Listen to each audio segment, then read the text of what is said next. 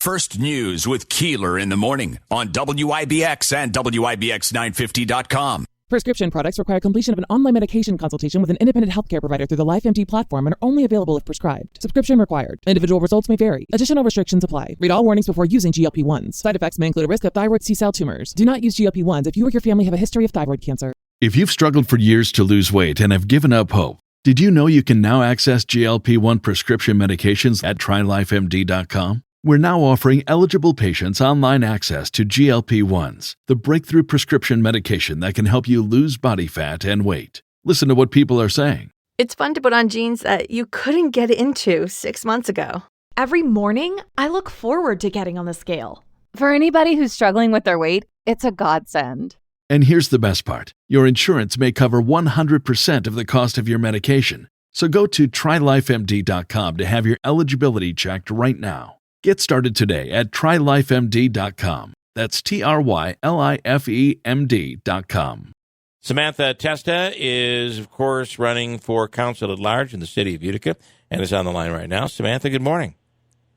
Good morning, guys. How are you today? Good. What's going on? So we had an opportunity the other day to tour the hospital project and see all of the progress over there. It's really fascinating to see the modern approach that construction takes today. And also, when you just think about the amount of concrete going into that facility, it's amazing. I know, it is. I just drove by the other day. It's actually coming along pretty good. It really is. And then, though, we see the area where the garage is supposed to go. What are your thoughts? And, of course, it's that one lone building, which is owned by Brett Truitt. When he purchased it, he said he was going to do it and had a goal of sending the hospital into an eminent domain proceeding. It looks like that's going to have to happen, but it looks like that'll be Utica handling that. Yeah, I got to be honest with you. I haven't seen any updated projects for the parking garage. I heard that it changed several times since I saw it probably back in 2018-19. So I really don't know what their updated plans are and how much it's changed. So I don't, you know what I mean? I know they're trying to renegotiate the deal from where the city is going to have, what the payment that the city is going to have.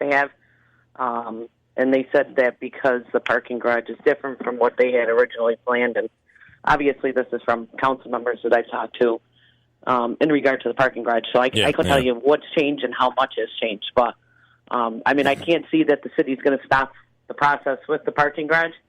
I could say that I do believe that they're going to go full throttle with, wanting to put the parking garage there. I just don't know, location change, things like that.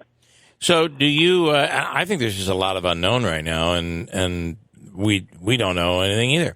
So do you feel the project needs the garage? I mean, at the time when the project was submitted to us, it did need a parking garage. The surface parking was just something that they weren't capable of. It wasn't capable of handling the amount of vehicles that they had intended to go into that area. Yeah. So, I mean, I can't see them doing something else other than a parking garage, an actual parking garage. You know, there are some places where you'll go and they actually have shuttles to the hospital. I mean, first of all, that's expensive. Secondly, who wants to be doing that if you're going to visit a loved one in the hospital or you have to have an appointment at the hospital? That's what I mean. For the fact of convenience, I mean, it is nice to have something that's right next door. Yeah, I mean, connected. I know that whenever I've gone to a hospital that's been outside the area, sometimes not having a parking garage close to the hospital gets confusing for people. Yep. Yeah. You know what I mean? Trying to take a shuttle and whatnot. So I think having something that's conveniently close to the hospital, is something that would definitely be more convenient for people going to visit and working. I mean, you don't want to have to worry about shuttling people in the winter storms and things like that. Yeah, I experienced that when I had my issue and we went out to Boston. The parking thing was a huge deal because there's really no area to park around there. And nor would there be in this hospital setting. So they set us very strict instructions. Here's where you park in the garage. You have an appointment, so you have a pass to get in the garage. And then the garage took you right into the hospital. I mean, that convenience, I think, is, especially when people are really in need of medical help, that's a huge convenience. Oh, without a doubt. And I mean, and then you don't have to worry about the vehicle and the traffic of shuttles going back and forth. Sure. People can just conveniently go into a garage, park there, and then, go back to the garage and go home. So I think that's an even, bigger convenience. I mean, people, no matter what they're going to a hospital for, sometimes, something good, sometimes not something good. I mean, it's just, I don't know. I don't see what having a shuttle would be beneficial. Put up a parking garage. I just, think that they need to figure out the kinks of putting a parking garage up inside the city and, getting all the financials and the final plans done. And the only reason I bring up shuttle is what some other places do, but I don't think you have the surface area for surface parking around there. You would have no choice but to come up with some sort of a plan to get people in. All right, what is your one of the things that you've been talking about in regards to running for council at large is infrastructure in the city? Right. Yeah, infrastructure is another huge thing, and that's not to go back to the hospital, but a lot of people talk about, like, what's the benefit of the hospital going downtown? I mean, and if you just look at the infrastructure, the roads in and around that project, I mean, that's, millions of dollars alleviated from the city just from that component, too. So, I mean, there is some positives, not just with the hospital going, that's been beneficial for the city as well. Yeah. But I definitely think that infrastructure, I mean, that's the biggest complaint that I think I've ever had on the council is the roads. I mean, I have people that, I'll see, I wait tables on a Friday night, and I'll see somebody that's not, doesn't live in Utica. They're like, oh, I'm sorry, I don't live in Utica, I can't vote for you, but I just want to tell you the roads are horrendous. Yeah. Yeah, you're right. I mean, you could drive down Broad Street, and it's like, oh my gosh, it's awful. I mean, you've literally got to swerve from one side of the road to the other. I mean, I've hit potholes. My truck is, I felt like it was going to be eaten by the ground. I mean, it's absolutely ridiculous, the condition of our roads. And for that to be even an argument, I thought would be something that we've, been past, considering that we put a referendum out, put together a plan, and the people voted on it. So obviously they, they want their roads paved, So I don't know what other way that you can get around it. It's been, I think, from 2000 and, I don't know, maybe the year 2000 to the year 2016 when we passed the referendum, I think 32 miles of roads were paved over the course of 17 years. How is it hard? Why is it hard? This is my biggest question. I don't understand. It seems like it's a pretty obvious thing. The roads that need the most work should be done first. And why is it that, Broad Street hasn't been done in so many years, but there are roads that get paid every year? Broad Street's got an issue where look, I'm not the engineer. It could be the sewer lines. It could be collapsing. That road but just then if that's a road that needs to be collapse. done every 2 years, do that one every 2 years. You're going to do Broad Street every 2 years and then not do other parts of the city for 50? My point is that's what they're already doing. And that's the point of having this paving program put on a rotation. So you're talking paving every road in the city over the next 15 years. And the biggest problem that the city had was they said that they never had the money in their budget to pave the roads, okay? So what we did was we took $2.5 million that were regularly paved through CHIP funding, state funding, and whatnot, and then we put it on a $2.5 million, well, anywhere from $2 to $2.5 million borrowing plan inside the city. So when we looked at the bond debt schedule over the course of the next 7 or 8 years, the payment towards the bond debt schedule went down from, well, it's good. It will be going down from, I think our payment's $5 million this year, and about 6 or 7 years the payment would be close to, I think, $900,000 to $800,000. Yeah. Say that there was no borrowing. Now, the fact that we would be borrowing $2.5 million every year brings a payment to that principal and interest to about, I think it was about $160,000. Okay, so you're adding that to your budget on top of paying that $5 million a year towards your bond debt service.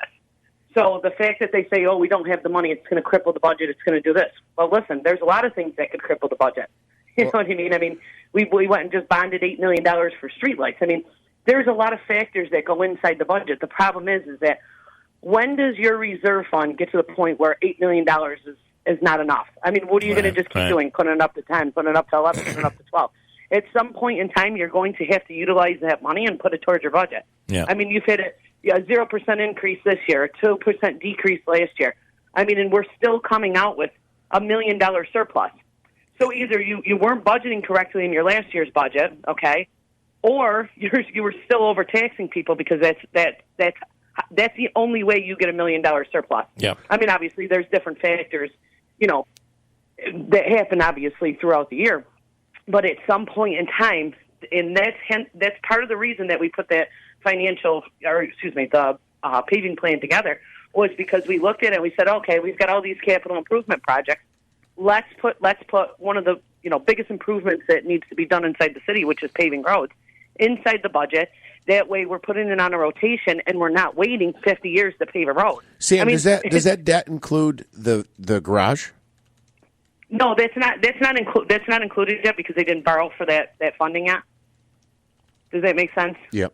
I have Mike here that it wouldn't be included. So say if we put the payment towards the parking garage in there, you say your payment's $5 million, your payment would now go to $5.5 million. So you would be taking that $500,000 out of the budget and going to put it towards the parking garage. I have Mike here that says if we don't want to fix the roads, we can lease them out to NASA and they can use them for training for the upcoming moon missions. Listen, I'm with them. I just don't. That's my biggest frustration. And here we talk about a city budget. Now, on top of the fact that we just were awarded $64 million from the federal government, okay? And they're saying, oh, we don't know what we can use the funding for. Well, that's all you got to do is call your congressman, call your senator, okay, and find out what the funding could be used for. Well, I have to tell you this, though. I was there, and Schumer didn't know, and Palmieri didn't know, and Pisani, I don't think, knew either. And I think so you have the money, but you don't know what you can use it for. Schumer said something like, "Yeah, we'll get the regulations out in the next couple of weeks here," and then that was it. Wow, they hadn't read the bill yet. I have a booklet from the American Recovery Act that was given out, and specifically one of the funding options for that is infrastructure. So, I mean, even if you're talking about what you can't use for your budget, I mean, it specifically states. I mean, I'm sure there's other guidelines and whatnot.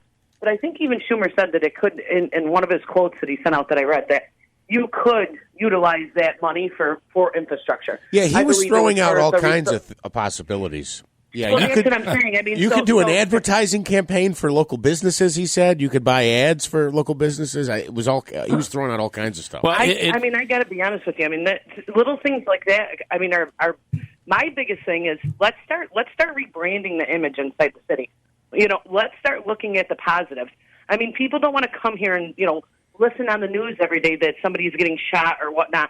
I mean, there's got to be a point in time that there's so much positive going on inside the city that's got to outweigh the bad that's going on, too. So, I could even see some positive campaigns, something like that coming, because when would you normally use your funds out of a budget for something like that?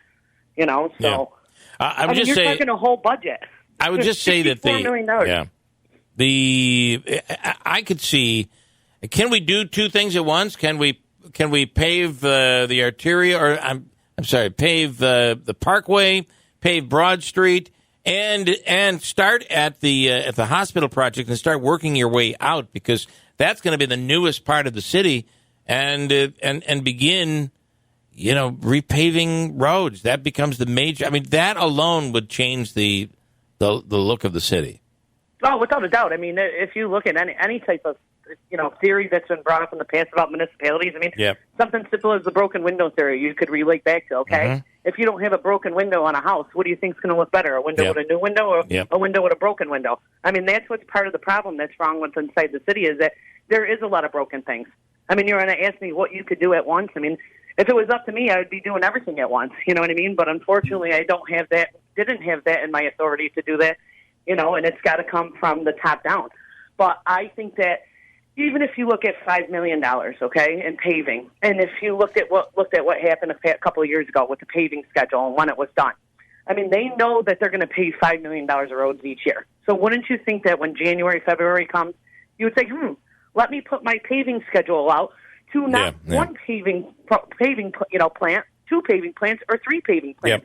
Get them going at once. I mean, you've got 212 miles of roads inside a city our size.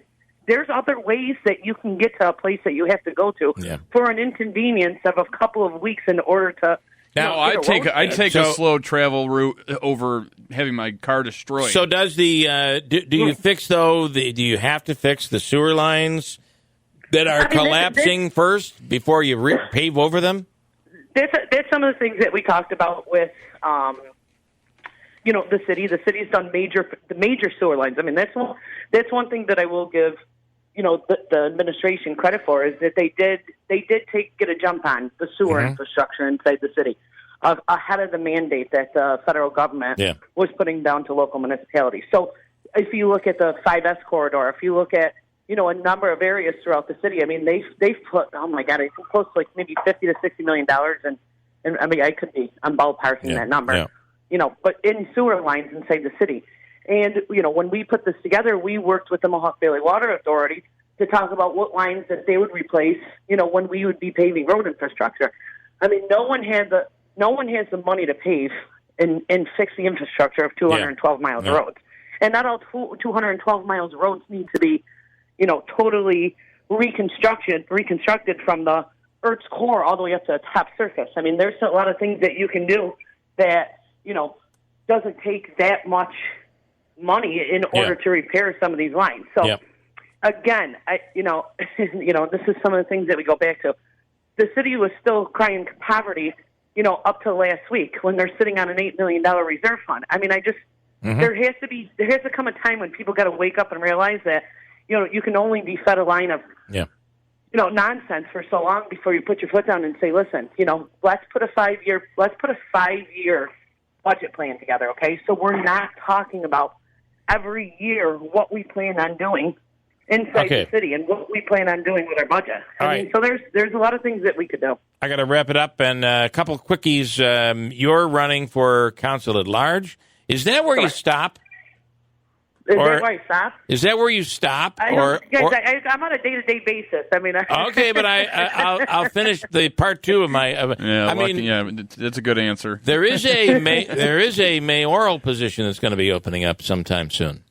Listen, I got to be honest with you. I mean, I went to school for 8 years to become a teacher, and there's nothing that I love more in the world than teaching students. And unless they increase the mayor's salary to $210,000, and I can't be leaving anytime soon. All right, and then somebody asking, what about before you fix the roads, allowing a company to come in and film a movie? The idea is Lost in Utica. A family is lost with nowhere to go. Inside a pothole. How will we steal that thing? Tell them we're lost trying to be found, It's not a pothole, it's a sinkhole. What am I going to do? Gosh! Okay, Samantha, interesting stuff. Thank you. Listen, I like those questions. They're better than the ones I just did before. Cool. Okay. You have a great day. Take care, guys. Thanks so much. Talk to you soon. All right. Bye. She wants the mayor's salary to be increased to $200,000. What are they paying over at that school district? Right? Hey, man. What's the easiest choice you can make? Window instead of middle seat? Picking a vendor who sends a great gift basket? Outsourcing business tasks you hate? What about selling with Shopify?